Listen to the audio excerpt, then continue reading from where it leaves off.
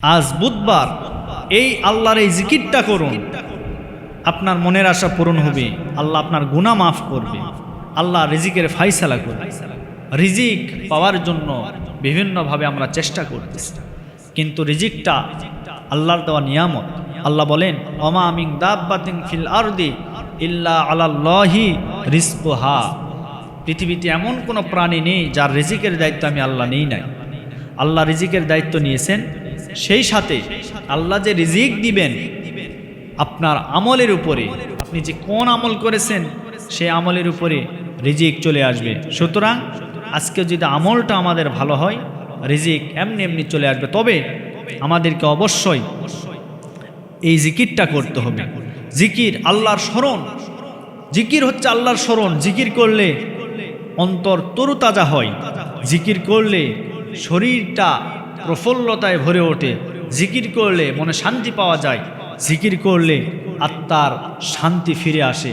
জিকির করলে একটা গাছের গোড়াতে যেমন পানি দেওয়ার পরে গাছটা যেমন তরুতাজা হয়ে ওঠে, গাছটা যেমন সবল হয়ে ওঠে, একটা জিকির হচ্ছে একটা মানুষের ওই রকম পানি। যখন শরীরে ওই জিকিরটা স্পর্শ করা হয়, শরীর তখন তাজা হয়, শরীর তখন প্রাণ ফিরে পায়। সুতরাং আমরা জিকির করব, সকাল সন্ধ্যায় যে যেভাবে পারি জিকির করব। তো বলতেছিলাম যে বুধবার, আজকে বুধবারের দিন আমরা এই জিকিরটা বেশি বেশি করে করব।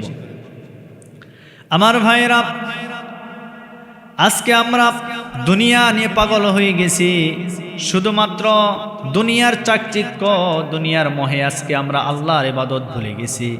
আল্লাহর ইবাদত আমরা করতে চাই না, অথচ আল্লাহ পাক রব্বুল আলামিন কোরআনে কারিমের ভিতরে বলেন, হুব্বুশ শাহাওয়াতি মিনান নিসাই ওয়াল ওয়িলদান। আল্লাহ রব্বুল আলামিন বলেন, এই দুনিয়ার চাকচিক্য, তোমাদের এই স্ত্রী, সন্তান, সম্পদ, এগুলি তোমাদেরকে মোহে ফেলে রেখেছে। সুতরাং স্ত্রীর ভালোবাসায়, সন্তানদের মায়ায়, সম্পদের মোহে পড়ে আমি আল্লাহকে তোমরা ভুলে গেছ। তোমরা কি এটা মনে করো না এই জীবন জীবন না, এই জীবনের পরে আরেকটা জীবন আছে? আজকে হাজারো পাপ করি আমরা, কিন্তু এই পাপের খবর যদি আপনার স্ত্রী জানতে পারে, আপনার স্ত্রী আপনাকে তালাক দিয়ে চলে যাবে। আপনার সন্তান যদি আপনার পাপের খবর জানে, আপনার সন্তান আপনাকে ভুলে যাবে। এজন্য আপনার প্রতিবেশী আপনার পাপের খবর যদি জানতে পারে, প্রতিবেশী আপনাকে অবহেলা করবে, অবজ্ঞা করবে। সুতরাং এই পাপটা রব্বুল আলামিন নিজের কুদরতি হাতে গোপন করে রেখেছেন। এজন্য আল্লাহর একটি নাম হচ্ছে সাত্তার, আর এই সাত্তার নামের অর্থ হচ্ছে গোপনকারী।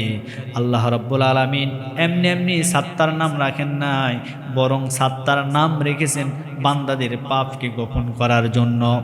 আমার ভাইয়েরা, আরেকটি সফলতা আমাদের জীবনে, আমরা অন্যান্য নবী এবং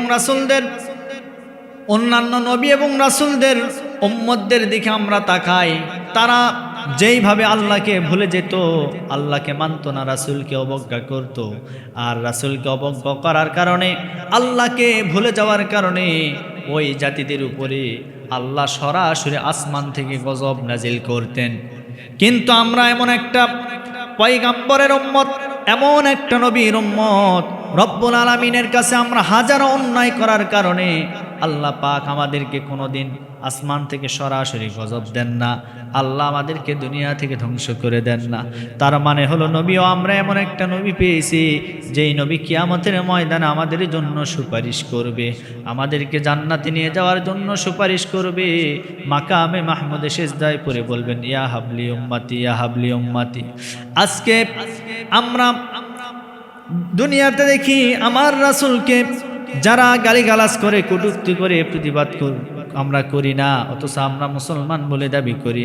কিন্তু এই নবীজি কিয়ামতের ময়দানে সমস্ত নবী রাসূলরা যখন বলবে ইয়া নাফসি ইয়া নাফসি, সবাই নিজের চিন্তায় ব্যস্ত থাকবে, কিন্তু একমাত্র আমাদের দরদি নবী বলবেন ইয়া হাবলি উম্মতি, ইয়া হাবলি উম্মতি। আজকে আমার উম্মতের কি হবে, আজকে আমার উম্মতের কি হবে?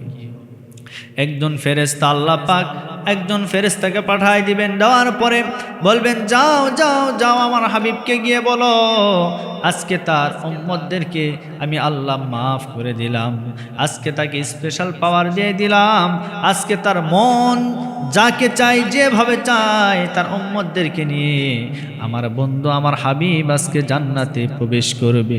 আমার নবীজি এই কথা শোনার পরে সেজদা থেকে মাথা উঠাবেন, উঠানোর পরে লক্ষ লক্ষ কোটি কোটি উম্মতের কাছে চলে যাবে। যাওয়ার পরে আমার ভাইরা সেখান থেকে উম্মতদেরকে বাছাই করবেন। উম্মতদেরকে বাছাই করবেন কিভাবে? আম্মা জানা আয়েশা সিদ্দিকা রাদিয়াল্লাহু তাআলা আনহা জিজ্ঞাসা করেন, ইয়া রাসূলুল্লাহ, ইয়া হাবিবাল্লাহ, আপনি ওই কিয়ামতের ময়দানে আপনার উম্মতদেরকে কিভাবে বাছাই করবেন? আমার নবীজি বলেন, ও আয়েশা রে, তুমি হয়তো জানো না গো আয়েশা, হাজার হাজার হাজার হাজার ঘোড়ার ভিতরে যদি কপালে দাগওয়ালা ঘোড়া যদি ছেড়ে দেওয়া হয়, এই ঘোড়াগুলিকে খুঁজে পাওয়া কি সম্ভব? আয়েশা বলেন, ইয়া রাসূলুল্লাহ, অবশ্যই পাওয়া সম্ভব। তখন আমার নবীজি বলেন, আমার যারা উম্মত হবে কিয়ামতের ময়দানে তারাও এরকম সাদা ঘোড়াদের মতো চকচক চকচক করতে থাকবে, তাদের হাতগুলি চকচক করবে, তাদের চেহারা উজ্জ্বল বর্ণের হবে। তার কারণ হলো তারা প্রতিদিন 5 ওয়াক্ত নামাজ পড়ার জন্য ওযু করত, ওযুর জায়গাগুলি সাদা হয়ে যাবে, এমনকি তারা যে সেজদা দিত সেজদার জায়গাটা সাদা হয়ে যাবে। কিয়ামতের ময়দানে আমার উম্মতদেরকে এই চিহ্ন দেখে দেখে আমি বাছাই করব, আর তাদেরকে বাছাই করে আমি জান্নাতে নিয়ে যাব। আমার ভাইরা, এজন্য আমি যে কথা বলতেছিলাম, নবীজি আমাদের জন্য সুপারিশ করবেন কিয়ামতের ময়দানে। আজকে আমরা সে আশায় আছি, কিন্তু দুনিয়াতে আমরা যতদিন বাঁচব আমার আল্লাহর আনুগত্য করব, রাসূলের তরিকায় চলব, রাসূলের শিখানো অনুযায়ী আমরা এই জিকির আজগারগুলি করব। এই জিকির আজগারগুলি যদি করতে পারি রব্বুল আলামিন অবশ্যই আমাদেরকে মাফ করে দিবেন। সবচাইতে উত্তম জিকির, এবার শুনেন, বুধবারের দিন আপনি জিকির করবেন, সবচাইতে উত্তম জিকির হচ্ছে সুবহানাল্লাহ, আলহামদুলিল্লাহ, লা ইলাহা ইল্লাল্লাহু আল্লাহু আকবার। এই 4টা শব্দ আপনি বুধবারে জিকির করবেন। সকালে 100 বার, দুপুরে 100 বার, বিকালে 100 বার, মাগরিবে 100 বার, এরপরে এশায় গিয়ে 100 বার করে জিকির করবেন। রব্বুল আলামিন এই জিকির করার কারণে আপনার জীবনের গুনাহগুলি মাফ করে দিবে। আল্লাহ পাক আপনার রিজিকের ফায়সালা করে দিবে, আপনার বিপদ আপদ থেকে আল্লাহ হেফাজত করে নিবে। সুতরাং আমরা নবীর উম্মত যারা আছি, আজকের আলোচনা থেকে আমরা এই শিক্ষা নিলাম, আমরা যা করি আমরা কি করব? প্রতিদিন অন্তত জিকির আজকার করব। পারবো তো ইনশাল্লাহ? আল্লাহ যেন আমাদেরকে কবুল করেন। সকলে পড়ছে আল্লাহুম্মা আমিন।